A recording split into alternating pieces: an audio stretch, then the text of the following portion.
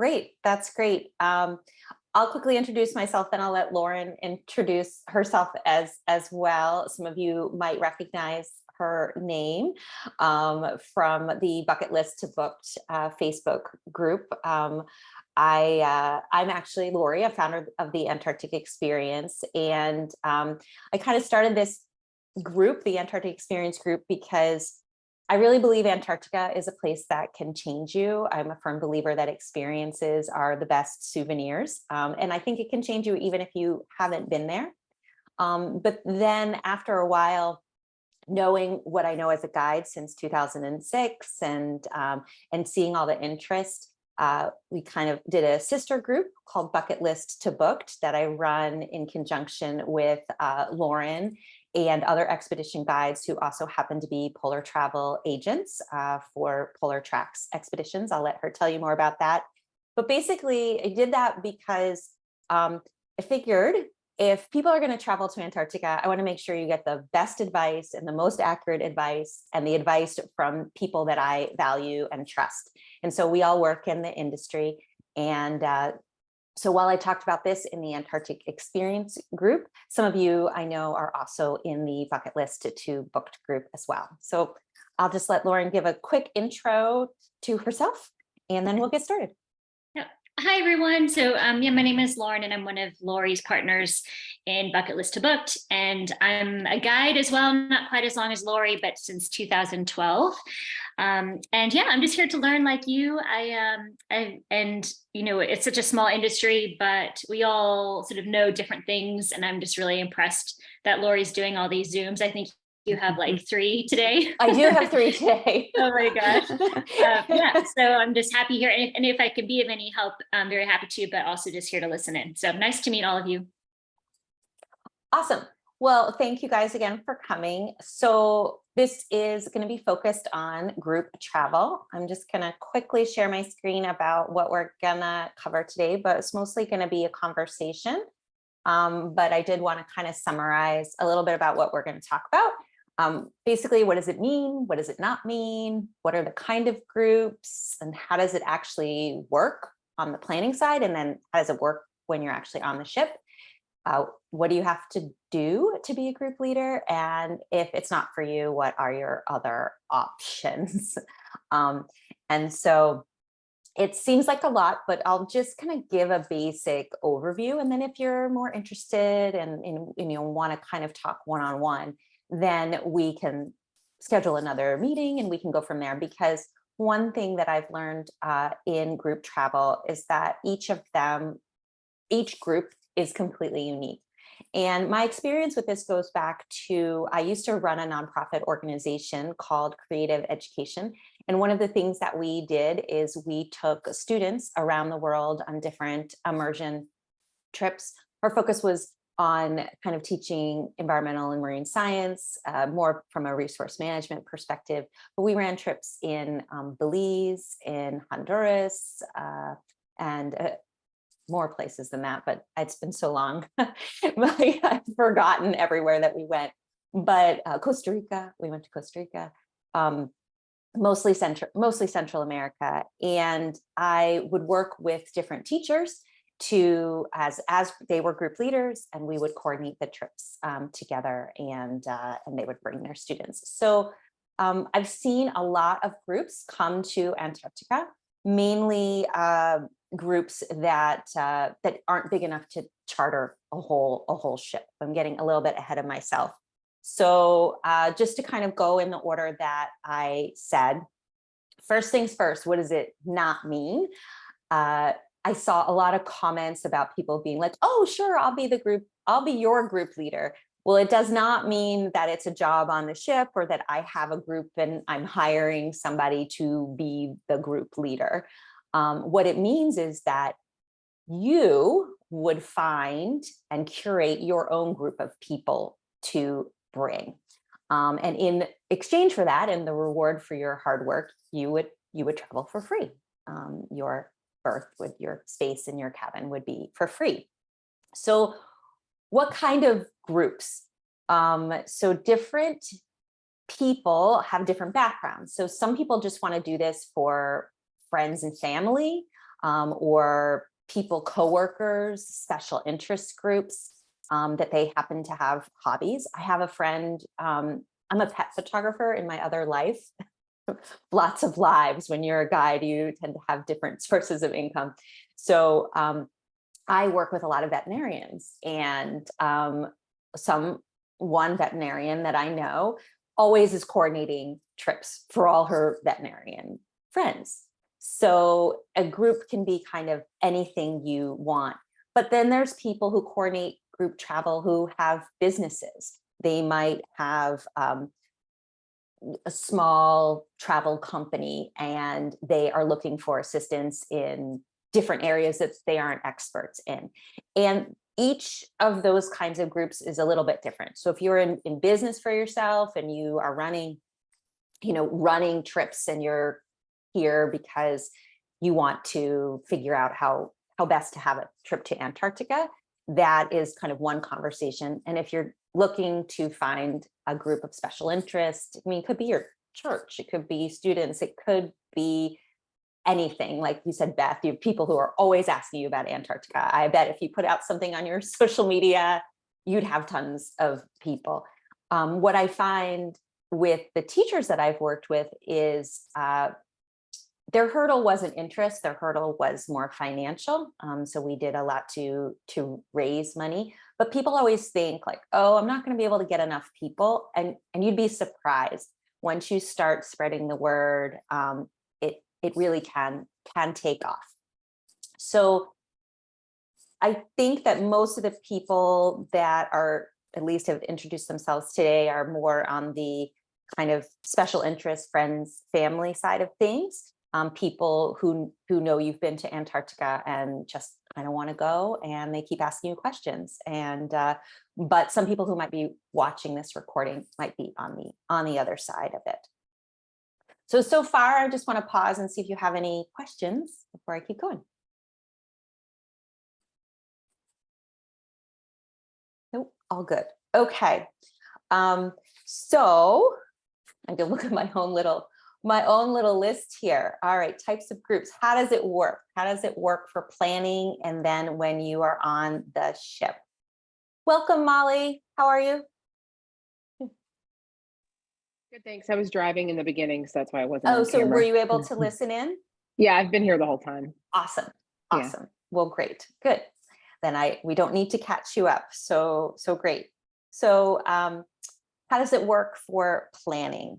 So basically, we would work together to talk about what kind of group you have, what your interests are, and curate the right trip for you. Kind of, I have access to all the different operators, and so we can talk about what is the best fit for your actual group. Since you've been there, you'll have ideas of what you want to do and what you might want to include or not include. And depending on the operator, it can be 10 to 15 people that you'll need to recruit in order to get your space for free. And then, of course, for every time, like say it was 15 and you got 30 people, you would get 2 spots for free. And sometimes when you're putting together a group, in the planning phases, this often can take a year, 2 years to plan. I'm actually already working with someone who is looking at the 25-26 season. Now, those dates haven't come out yet, but we've talked already to operators and already kind of have a small proposal for their group. So they are looking at, in this particular proposal, there's an early bird discount, there's a shipboard credit, there is a few different incentives for that special group. So I will help you once we figure out what we're doing, once we come up with a trip, then I'll help you with marketing materials and doing a webinar like this and answering questions and kind of as much or as little as you need. And you are basically, I think, Sarah, you talked about being a project manager. That's basically what you are. You're a project coordinator. You're the point person. You're the one who does the marketing and spreads the word. Of course, with my help and assistance, I'm there to answer questions and all of that, and get organized. It's a lot of organization when gathering all the names and answering the questions, again with my help, and then we get kind of all of that coordinated. And there'll be little checklists like, okay, this is when the deposit is going to be due. This is all of that stuff. And sort of we work together to do that. Now you can take it as big as you want, or you can keep it as simple as you want. Depending on your background, you might want to add different value add things to it. You might want to coordinate flights or things like that. That's not something that I would help you with, but if that is something that you want to do, you can do that, or you can just keep it basic and do the trip and then kind of talk to your group and have everyone arrive on their own. Again, these are details we can talk about later, but it doesn't have to be like this huge thing where you have to figure out every little bit. Like I said, you can be as simple or as complex as you want, depending on the audience and your personal goals. Once you're on the ship, you are integrated right into the rest of the community on the ship. The ship will know it's a special group, but you don't have anything different than anyone else on the ship. You'll be going on the same Zodiac rides, you'll be going ashore.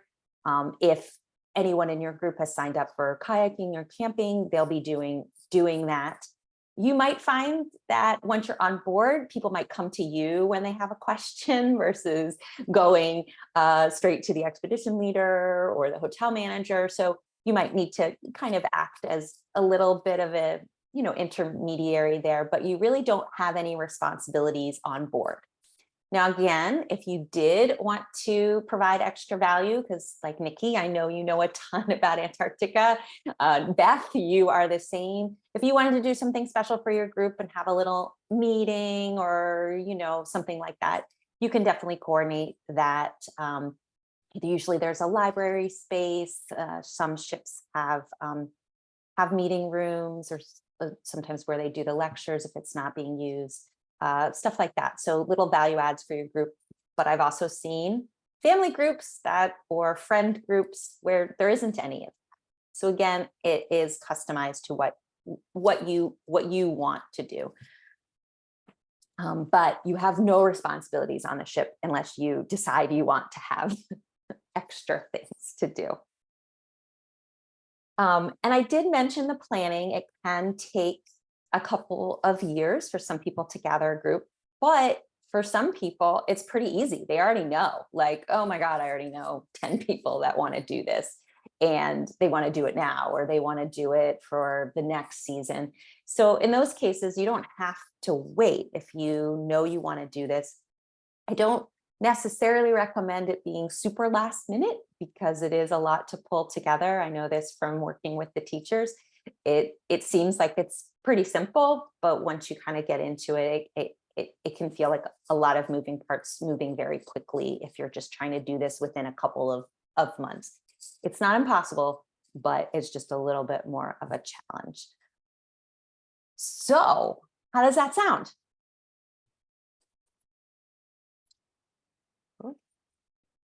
I'm actually really excited, Lori. So it's so funny just hearing you say this. So I got married in the Bahamas on a cruise. So I've done this once before. Okay. So I guess I have a little more relevant experience than I realized. Yeah. And just thinking about it too, it was hard to find somebody to go with me to Antarctica, but I definitely had a lot of friends that were interested that just said now is maybe not the right point in time. So just as you talk through what it takes, it actually sounds very familiar to me, and I think I can certainly figure out the right way to approach either people that have been interested in or even branch out to others there. So I actually feel a lot more comfortable hearing you explain the process, because it's sort of exactly just what I naturally do anyways. Exactly. Well, and if you sounds like you've done it for your wedding. And if you did do it in, Yeah. kind of a farther off timeline, you'd be surprised. It sounds like a lot of people, and it's a big ticket trip. So it's not like Yeah. everybody can just, oh yeah, that sounds great. I'll do that. A lot of people do have to save for it. I have because I'm in the photography world as well, I have a lot of photographer friends that want to go. And I have a few friends who have a bit more of a tight budget. And I'm trying to talk to them about just lead a group of photographers. I know you're all wedding. I'm the only pet photographer, and all my friends, they're all wedding photographers, family photographers, but it's such an inspirational place to do photography. And I know they'll come back kind of energized, and they love photography. So it's I keep telling them it's this great fit, and they just need to, go for it, because they really want to go to Antarctica. And they can't necessarily afford for two of them, but yeah, so good to hear, Sarah. How about you, Beth? Yeah, no, it sounds really good. I can see that my biggest obstacle, if you will, would be the financial side for the people I know. A lot of my really good friends are people I traveled to Antarctica with, who have remained friends over 20 years that it's been since I was down there. But costs have also, tripled and more than 5 times or more increased on a lot of those trips. And I can't imagine going to Antarctica without going to South Georgia. And of course, that really jacks the price up. That does change things. Yes. So that's a real personal thing for me. But so trying to figure out how to help people meet the financial side of the trip, to me, seems the only difficult challenge. Everything else, I put together a lot of dive trips. We just finished booking a month-long trip in Raja, and we had 2 groups, 17 days each. So doing stuff like that for me is kind of a no-brainer. But Antarctica, with the price tag is quite a different story. Yeah, well, we should talk more. It is a little harder with South Georgia in there, for sure. That definitely jacks up the price. But there are trips for various budgets. Mostly, you will find, I will be completely 100% honest with you. Being a guide, I'm gonna want to put groups on with operators that share the same values as I do, that have good experience and really high quality education programs. Exactly. While budget is important, I think it is important equally, if not in my mind more important, to have the quality that's there, because as I said, Antarctica, you don't have to go to have it change your life, but if you're going to go, it's such a fragile area. I really want to make the most of it, and I'm sure you guys understand that. So I likely won't be recommending kind of the bottom dollar price. No. Because but we'll work together to make sure that we can find something that works for your people. Molly, what do you think? I think it sounds amazing. It is just a matter of that, like, who do I know that I could rally into this this idea. It's been a dream of mine for 25 years. I wrote a bucket list when I was 18 of like all the things I wanted to do in my life, and going to the 6 major continents was my first one. And I had a friend who's a little older, and he's like, there's 7, right? And I'm like, yeah, but I'm not a penguin or a scientist. So like, why would I ever go to Antarctica? He's like, how do you know it's not a vacation destination in your lifetime? I was like, huh. And then I kind of became obsessed. And then like 3 or 4 years after that, I found out Nat Geo was taking cruises. And this is back when like nobody went. And I really wish I'd gone then when nobody went. But I'm ready to go. And I love the idea of curating a group. I was a photographer in a former life for 10 years, but I'm a coach now. And so I like the idea of even using Antarctica as a backdrop for coaching. Oh, that's a good one. It's a good one. And so many people, there's so many lectures out there. Shackleton is a leader, And there's so many lessons that you learn from going to Antarctica, just about flexibility and patience and leadership. It's a great backdrop, and you could even do, there's a lot to do. You don't have a ton of free time, so you don't plan too much, but you could definitely at dinners or have little evening meetups where you talk about some stuff, or just after the trip debriefing, or planning an extra day afterwards, so people aren't flying right home, but have some time, or an extra day before to set up the trip, and then after. So that's a great idea. So it sounds amazing to me. I would love to, and it's the same kind of thing. It's just like the coordination and the putting it all together. That sounds easy. That is not something I have a problem with, but it's that, okay, can I find the 10 people? And if I'm meant to find the 10 people, I'll find them. So yeah. It'll honestly, like I said, people think it's a big number, 15, 10, whatever it is. And it's different for different operators. So 10 is more rare. It is usually closer to 15, just to, set the expectations in your head. 15 should be sort of the number. If it's less, that's a bonus. But yeah, you get the momentum going, and especially with a little time, you find, and some people will want to bring friends or spouses. So, they might be a coaching client of yours or in your network, or photographer, and then they have someone they want to bring, and there, boom, you've got 2 when you thought you really only had 1. All right, Nikki, what about you? I'm thinking. So I think the most complicated part is the financial part of the trip for most of the people I might know. And then most of the people I know, it's been already or is working in the industry. So it's a whole new challenge. So, yeah. but yeah, I think in my personal experience, I've been in so many trips where the groups there, it is somebody that take them there because they were photographers, bird watchers, a company trip business, or so it is true that it's a matter of finding the niche or the target or something specific, and then people made their own groups. And last time it was just with the LGTB or whatever it is the name, sorry, of a bunch of women traveling together that goes around the world, just women, and that's it. They make women that wants to do a specific trip. So it is truth that you need to find out the specific group. So it is true that it's happening. I mean, it's not a dream. Now and people look to your own interests.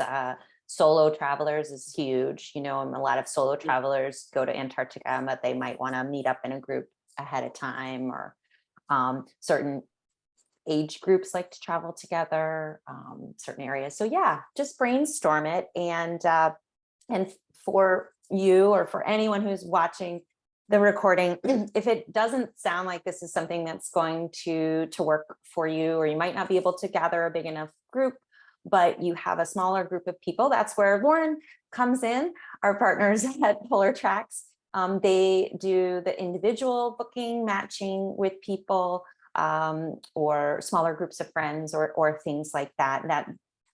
If that's not something, if the group travel seems overwhelming, but for the crowd that's here, sounds like it's spot on, and something that isn't exactly what you thought this was going to be when you signed up and said you wanted to come here, I will share the link to our individual survey. So it's like a little questionnaire that then goes to Lauren, and she looks at it and then kind of matches you with one of the people on our team. Every single person who works for Polar Tracks is a guide themselves. And so she matches the people with the different agents and guides, and then they help find the right trip. So I don't know if you want to say anything more about that, Lauren? No, all good. Okay. Well, awesome. Thank you guys for coming. Does anyone have any questions that you want answered now or kind of later that you can think of?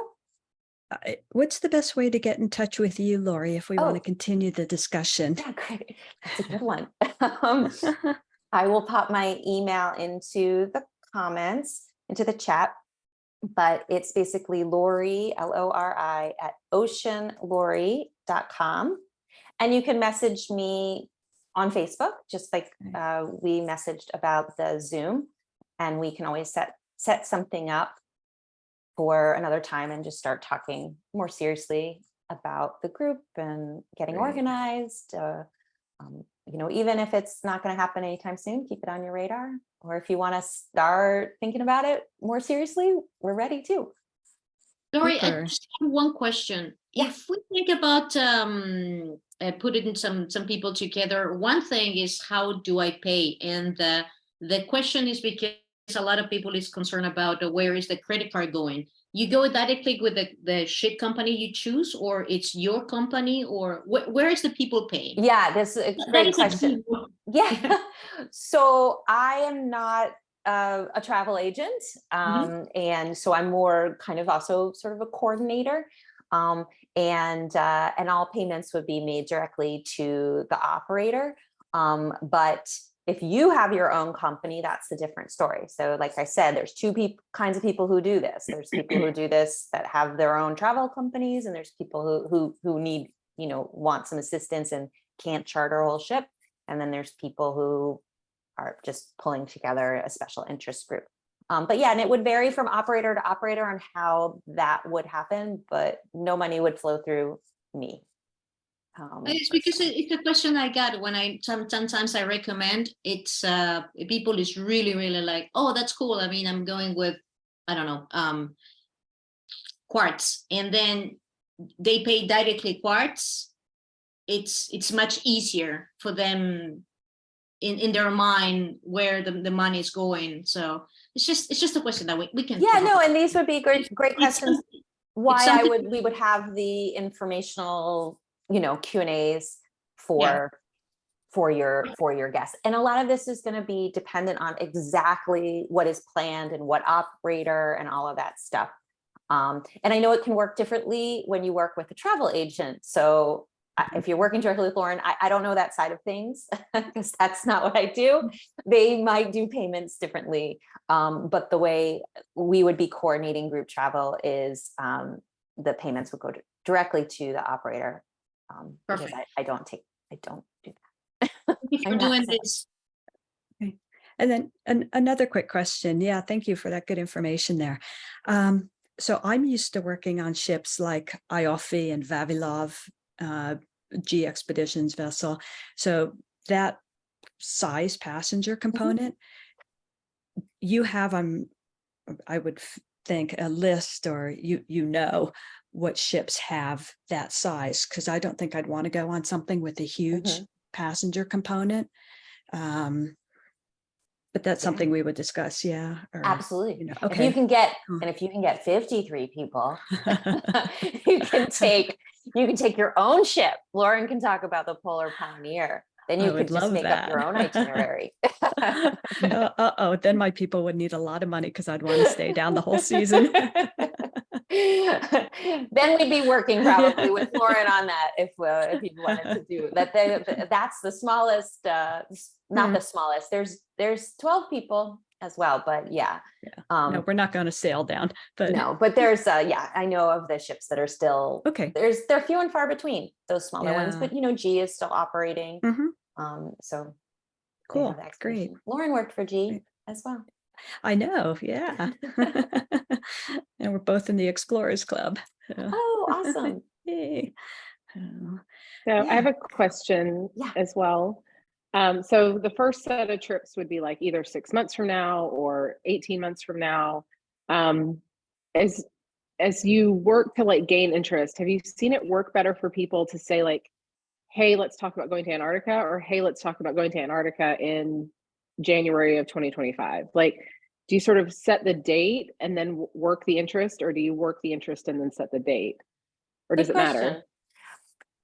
I think it doesn't completely matter. I think it'd be good to, you know, I've seen it done both ways.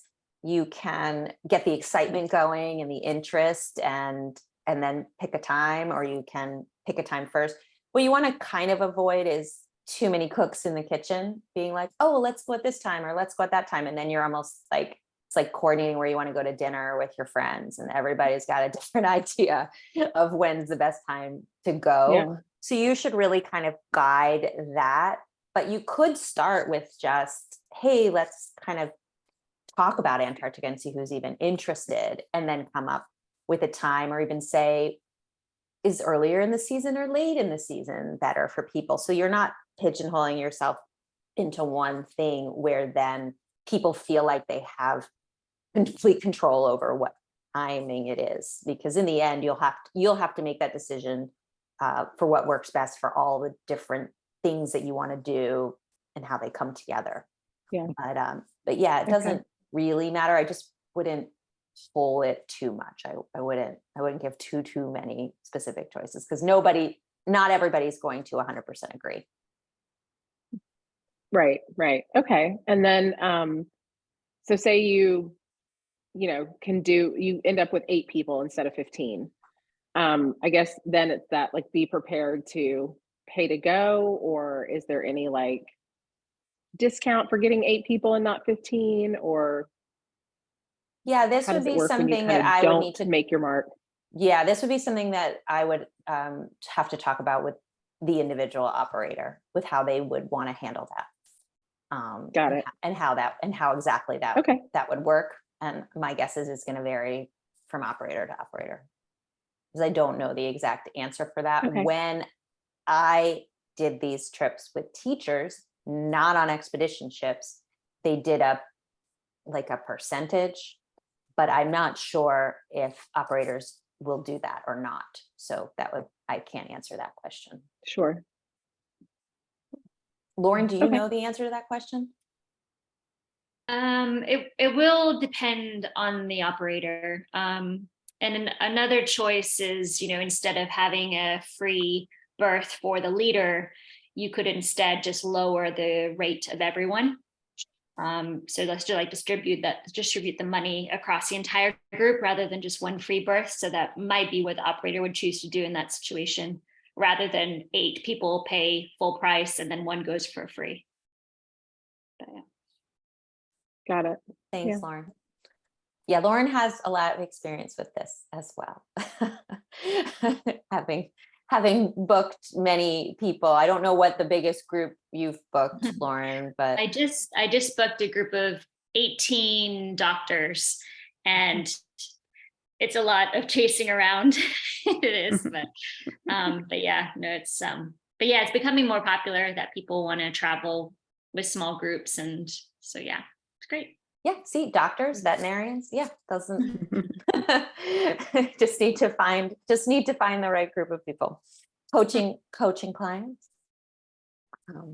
All right, thank you guys so much for Yeah, thank coming you. and asking great questions. And to anyone who's watching the recording, if you have questions, you can either reach out via email or messenger, and hopefully we can make this work for some of you. Thank you, Lori. All right, Thank Thank you so Lauren. much. Noreen, Thanks so nice Much to see you. appreciated. All right, Thank you. bye. Bye-bye.